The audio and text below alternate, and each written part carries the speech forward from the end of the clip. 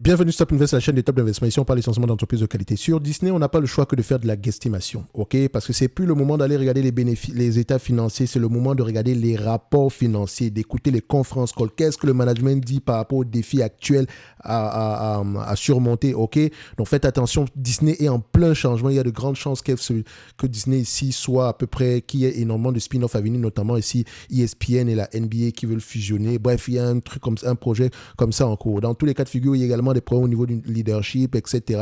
Au niveau ici de tout ce qui concerne le positionnement idéologique ici des séries. Bref, je vous laisse aller voir ça. Il y a des gens qui sont spécialistes en wokisme ici. Moi, je suis là pour regarder les chiffres, point barre. Donc, depuis le début, je vous dis que cette compagnie-ci est la moins sous-évaluée des entités qui exercent dans le même secteur d'activité qu'elle. Parce qu'elle a les mêmes défis, mais elle se négocie toujours à des niveaux de valorisation très élevés. Il me semble qu'elle a également commencé à verser un dividende ici qui est somme toute respectable. Hein. Mais voilà. Ici, par exemple, du point de vue free cash flow, on a les moyens ici, mais elle investit massivement ici dans tout ce qui concerne ici le streaming. Est-ce qu'elle va gagner? Je n'en sais rien. Également, elle a dû racheter ici, je pense, Hulu. Ok, parce qu'elle avait une obligation d'achat à une certaine période ici, donc c'est comme Casque qui a gagné de l'argent dessus. Donc, alors qu'elle est en train de développer également ici Disney+.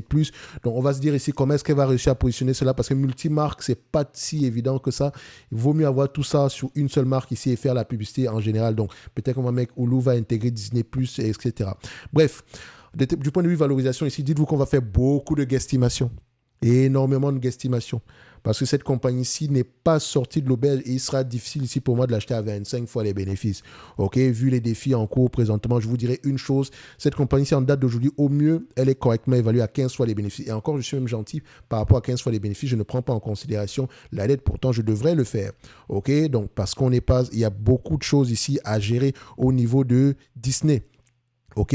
Si on prend en considération ici la dette, admettons, si Disney se fait racheter ici, il y a de grandes chances qu'elle se fasse par racheter à moins de 20 fois les bénéfices. Et encore, on va prendre en considération ici la valeur, les revenus de la compagnie qui sont plutôt stables. On va attribuer à peu près un multiple de valorisation ici. Je pense qu'une vidéo précédente, on avait déjà assez regardé le multiple de valorisation qui a été utilisé pour racheter ici MGM.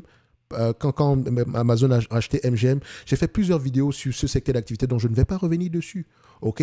Donc, souffrez ici de prendre cette guesstimation. Là, je ne prendrai pas plus que 20 fois les bénéfices. Et encore, est-ce que les analystes ont tendance à faire de bonnes prévisions ici? On constate ici que sur les dernières années, ce n'est pas aussi évident que ça. OK?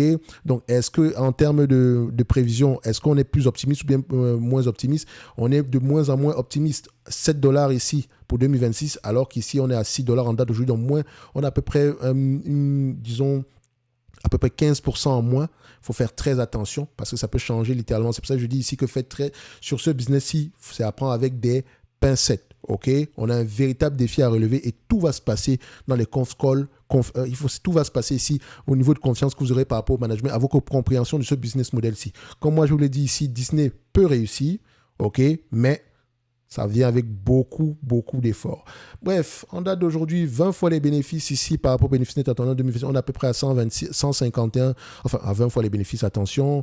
On sera à peu près à combien? Et je suis ici, je pense que je suis assez optimiste parce que même le 20 fois les bénéfices, c'est vraiment difficile pour moi de vous le dire à 20 fois de prendre à plus de 20 fois les bénéfices, aux alentours de 20 fois les bénéfices. Ça fait 121 dollars. 121 dollars, moi la dette nette en date d'aujourd'hui, ça donne à peu près combien? Évidemment, il faut aller vérifier les marges, etc. Mais on a déjà fait ça plusieurs fois sur cette vidéo aussi, donc vous savez à peu près à quoi ça ressemble. Enfin, sur ces genres de vidéos aussi. Donc ici, moins 20 dollars. Ici, donc, on sera à peu près une centaine de dollars. Par rapport au prix actuel, l'entreprise est juste correctement évaluée. Pour le risque que je choisis de prendre ici en date d'aujourd'hui, franchement, je veux un prix bien plus bas que ça. J'aimerais avoir un prix aux alentours d'une cinquantaine ou bien aux alentours de 60 dollars par là avant de commencer à réfléchir sur Disney. Quitte à rater une opportunité, si ce n'est pas plus grave que ça, peut-être qu'on y reviendra quand il n'y aura plus ce genre de situation si on date d'aujourd'hui. En tout cas, pour le moment, on est à la croisée de chemin pour Disney. N'oubliez pas, en lien dans la description de la vidéo ici, vous avez accès jusqu'au 29 du mois de février aux notes d'analyse. OK? Et pour ceux qui veulent garder des notes d'analyse au-delà du 29 du mois de février, vous devez agir avant le 29 du mois de février dans le discount qui va apparaître. Enfin, vous aurez un discount ici une fois que vous serez abonné ici. D'accord? C'est avant le 29 février. Après le 29, ce service-là sera... il sera fermé et on passera à autre chose, ok? Vous pourrez vous abonner après, mais le prix sera totalement différent ici. Dans les notes d'analyse, je lis, j'écoute des conférences calls et je vous présente ici une note d'analyse sur une entreprise qui, moi, me semble intéressante. Sur Disney, à peu près, je peux avoir un avis ici. Je me dis, je pense qu'il y a mieux sur le marché en date d'aujourd'hui. Ne regardez pas Disney du point de vue parc d'attraction, etc. Oui, c'est possible, mais qu'est-ce qui rapporte beaucoup d'argent à Disney en date d'aujourd'hui? Voilà. Donc, on a déjà parlé de Disney plusieurs fois. J'ai fait je pense, au moins 3 ou 4 vidéos sur Disney, parfois des vidéos qui diraient plus d'1 heure de temps sur le segment ici du divertissement. Et on a même partagé ici des notes d'analyse que vous avez généralement accès gratuitement, enfin, que vous avez généralement ici gratuitement au niveau de la newsletter, la top newsletter ici. Donc, vous savez à peu près ce qui se passe dans ce secteur d'activité. D'accord? Donc, un like, un abonnement, ça fait toujours plaisir. Et on se donne rendez-vous sur la prochaine vidéo. Pour moi, Disney est juste correctement évalué, rien d'exceptionnel pour le moment. Et je me réserve toujours le droit de me tromper, bien sûr. Bye.